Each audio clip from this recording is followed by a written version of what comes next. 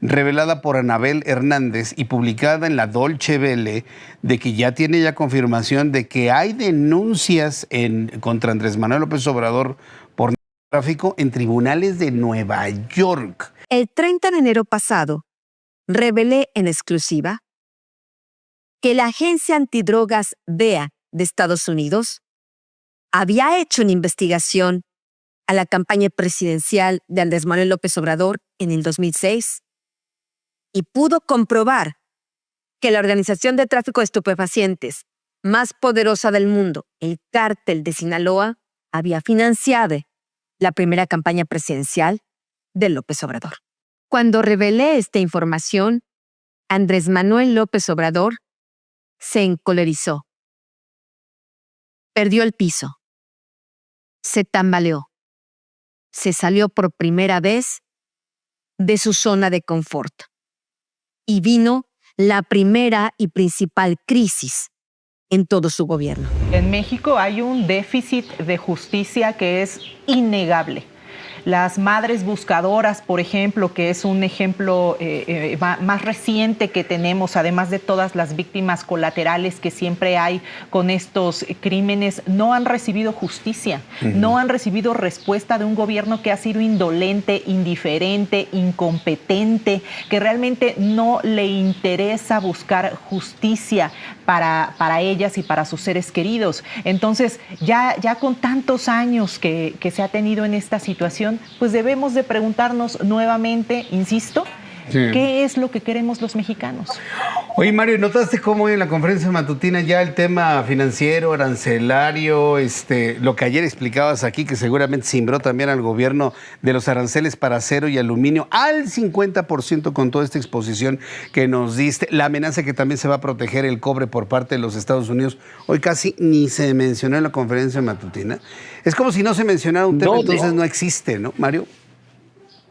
Exactamente, es otro tema, pues que es otro de los tantos frentes que tiene abiertos el gobierno de México, y ahora están señalando, pues que aparentemente no pasa nada en la economía mexicana. Me parece muy grave lo que está señalando el gobierno, que no tenga un plan B, que no necesariamente debe ser la imposición de aranceles, pero yo no he escuchado un programa del gobierno para apoyar a los exportadores que ya están siendo afectados. No escucho un programa del gobierno para buscar generar empleos para precisamente las personas que trabajan en algún sector de estos y van a quedar sin empleo. Vaya, no he escuchado absolutamente nada y creen que porque el tipo de cambio no se ha ido a 25 pesos, la economía mexicana está muy fuerte. Hoy ya se están dando señales. Nuevamente el INEGI publica ayer que la actividad industrial vuelve a caer ya por varios meses consecutivos, que el consumo privado, el consumo público, es decir, el consumo en general registra una caída importante ya este mes. Es la portada del periódico El Economista. Es decir, todo nos está indicando que vienen problemas graves económicos y eso se calla. Y queremos decir que como el tipo de cambio no está en 25 pesos, estamos bien. No es cierto. Además, fíjense, cuando el tipo de cambio no se devalúa, hoy, por ejemplo, que el tipo de cambio anda alrededor de los 20 pesos, pues eso encarece más aún las importaciones de Estados Unidos, porque ganó valor el peso. Entonces, esto juega en contra de, precisamente, de los aranceles. Se vuelve un poquito más de arancel para las exportaciones mexicanas. En estricto sentido, lo que la teoría dicta es que cuando me ponen un arancel, yo tengo que depreciar mi moneda, pues para que no se encarezca tanto con respecto al poder adquisitivo o a los consumidores en Estados Unidos. ¿Qué está sucediendo? Exactamente lo contrario. Entonces, son cosas que no se les explica a la gente por parte del gobierno y que también juegan en contra de nosotros. Entonces, esto pues va a seguir dando malos resultados y la realidad va a volver a rebasar al gobierno en el corto plazo. Por más que lo quieran minimizar, la realidad no la van a poder tapar. Ahorita me dejaste pensando en algo, Mario, Joan, amigos, eso que estás comentando. A ver, entonces déjame entender. Cuando un país tiene que pagar aranceles, como lo está imponiendo Donald Trump, automáticamente el país tiene que depreciar su moneda. Ok, lo que hemos visto es una estrategia.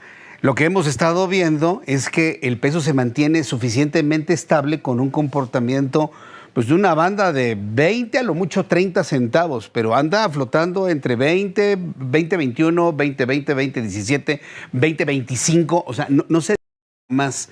¿Qué significa esto entonces, Mario? ¿Que el Banco de México estará inyectando dólares al circulante para mantener el tipo de cambio? ¿O qué es lo que está ocurriendo para tener un peso tan, no digo que esté fuerte, tan estable con todas estas variables que tenemos alrededor? Yo le he dicho varias veces que, pues imagínate si la gobernadora del Banco de México va a los mítines de Morena, pues cuál puede ser la independencia técnica del Banco de México. Ese es uno. Dos, la tasa de interés en México sigue siendo prácticamente el doble que la que existe en Estados Unidos.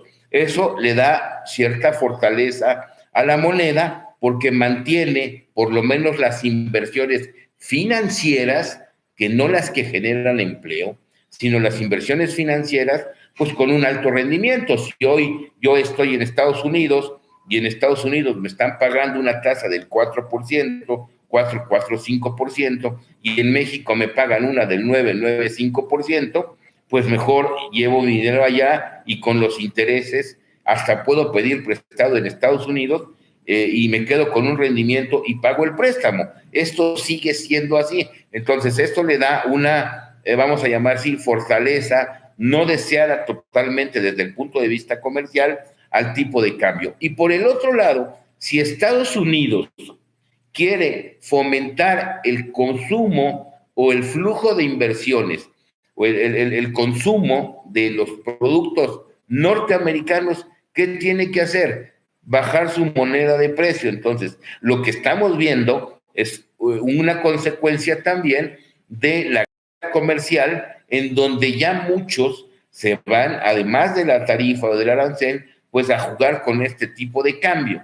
Entonces, yo no dudo que pues haya una, vamos a ponerle así entre comillas, coordinación entre Banco de México y el gobierno, cosa que no tendría que ser, al menos en materia monetaria, o hay una sumisión del Banco de México, lo cual es muy, muy grave que esté sucediendo, porque como te digo, si la presidenta, la gobernadora del Banco de México, que tiene que ser quien garantiza la estabilidad financiera de este país, ahora va y que es autónomo, va a los mítines de Morena, pues ¿qué podemos esperar de la independencia de este Banco Central? Tenemos entonces, Mario, Joana, que está revisando el monto de reservas internacionales. Antes era una información que todas las semanas se daba puntualmente por parte del Banco de México y hoy hay semanas en donde no te informan cuánto tenemos en esos fondos. Así es parte de esta política de poca transparencia, de corrupción, de no tener números, bases científicas que pudieran ahí exponer las verdaderas actividades del gobierno. Así está sucediendo con el Banco de México, con la desaparición del INEGI, con la desaparición del Coneval, con la desaparición de la COFESE. Todos aquellos que ofrezcan números que señalen lo contrario o evidencien lo contrario a lo que está haciendo el gobierno, los están desapareciendo. Entonces creo que algo parecido está sucediendo justamente con el Banco de México, Jesús Martín, y pues están subordinándose a lo que señale el actual gobierno, y eso es gravísimo, puede tener ahí todas las consecuencias que nos ha estado señalando Mario, y pues bueno, hay que estar atentos ahí a lo que vaya sucediendo. Pues prácticamente estamos ya en la recta final de nuestro programa del día de hoy, Joana, Mario. Yo creo que hoy se abordaron en realidad de pocos temas. Hay personas que me están diciendo que en la mañanera pues la presidenta nada más se limitó a estar defendiendo al expresidente mexicano. Y esto combinado con esta información que ha empezado a surgir con mucha fuerza desde ayer por la tarde, revelada por Anabel Hernández y publicada en la Dolce Vele, de que ya tiene ya confirmación de que hay denuncias contra Andrés Manuel López Obrador por narcotráfico en tribunales de Nueva York. Yo creo que esto, con las detenciones que tienen los Estados Unidos, más las declaraciones del próximo embajador de Estados Unidos en México, más la localización de estos campos en nuestro país, deben tener al gobierno pues completamente fuera de sintonía, por decirlo de alguna manera, ¿no, Mario? Pues efectivamente, lo dijimos a principios de semana que nunca habíamos visto al gobierno mexicano o a México con tantos frentes abiertos. Frentes económicos, frentes políticos, frentes sociales abiertos, que desde luego que tienen, yo te diría, en jaque al gobierno en sí y al Estado mexicano, ¿no? Y es importante señalar que lo que no tenemos que perder de vista, porque bueno, ya sabemos que viene un año económicamente muy complicado para las familias por la recesión, ya se habla de por lo menos de una recesión o de un crecimiento de cero, por la falta de empleo, que lo estamos viendo, los indicadores así lo muestran, pero también es cierto que no debemos de quitar el renglón sobre esto que ha pasado en Jalisco y que no debemos de permitir que el gobierno minimice o que nos salgan la próxima semana con una versión, pues yo te diría absurda o inaudita, o aquí no pasó nada. Recuerden que en el tema de Tamaulipas, el gobierno dijo, no, a ver, estos son crematorios de una funeraria privada, ¿eh? O sea, creo que el gobierno debe de pensar y de meditar muy bien qué va a informar, en el sentido de que no se puede permitir, pues que nos vayan a salir con una versión increíble o con una versión simplista. Y vuelvo a insistir, la actual secretaria de Gobernación era la secretaria de Seguridad Pública y seguramente sabe más de lo que se ha dicho o de lo que ella ha declarado, y la presidenta debería de platicar con ella y debería de recibir a las madres buscadoras. Es inaudito que todavía no lo haya hecho. Completamente inaudito, pero sí. Este tema de la secretaria de Gobernación, antes secretaria de Seguridad, Joana, me parece que es impostergable que Claudia Sheinbaum lo presente ya la próxima semana. Así es, y además esto de querer culpar a policías municipales o a policías estatales, sí, Dios mío, o sea, también me parece ridículo. A ver, tanto los policías municipales y seguramente policías estatales, claro que conocen de casas, casas de seguridad, de delincuencia organizada, de quienes están ahí, de que lo conocen, todos sabemos que lo hacen. No necesariamente que estén todos coludidos, algunos sí, algunos no, pero bueno, de que lo saben, sí, yo creo que sí lo saben. Pero tenemos que darnos cuenta de algo. La fuerza, los recursos son tremendamente desproporcionales. No podemos pedirle a una policía municipal que ataque a todo un cártel. Es decir, es ese tema. ¿Para qué entonces sacaron al ejército y crearon a la Guardia Nacional para que estuviera en las calles? ¿Para qué lo hicieron si no es precisamente para combatir este tipo de problemas con los cárteles? Entonces, dejen de estar culpando a las policías municipales y a las policías estatales que les han recortado lo más que han podido los recursos, so pretexto de que se iría para los temas de la Guardia Nacional y que verdaderamente iban a combatir a la delincuencia organizada. No nos dejemos engañar, no dejemos que nos sigan viendo la cara. La realidad de esto es que tendría que haber estado la Guardia Nacional también, el Ejército, combatiendo este tipo de situación. El 30 de enero pasado, revelé en exclusiva que la Agencia Antidrogas DEA de Estados Unidos había hecho una investigación a la campaña presidencial de Andrés Manuel López Obrador en el 2006 y pudo comprobar que la organización de tráfico de estupefacientes más poderosa del mundo, el Cártel de Sinaloa, había financiado la primera campaña presidencial de López Obrador. Cuando revelé esta información, Andrés Manuel López Obrador se encolerizó, perdió el piso, se tambaleó, se salió por primera vez de su zona de confort y vino la primera y principal crisis en todo su gobierno. Ese mismo día, 2 importantes medios de comunicación de Estados Unidos, horas después de mi publicación, publicaron 2 investigaciones con un contenido muy similar. Esta información le valió un nuevo sobrenombre a Andrés Manuel López Obrador: presidente.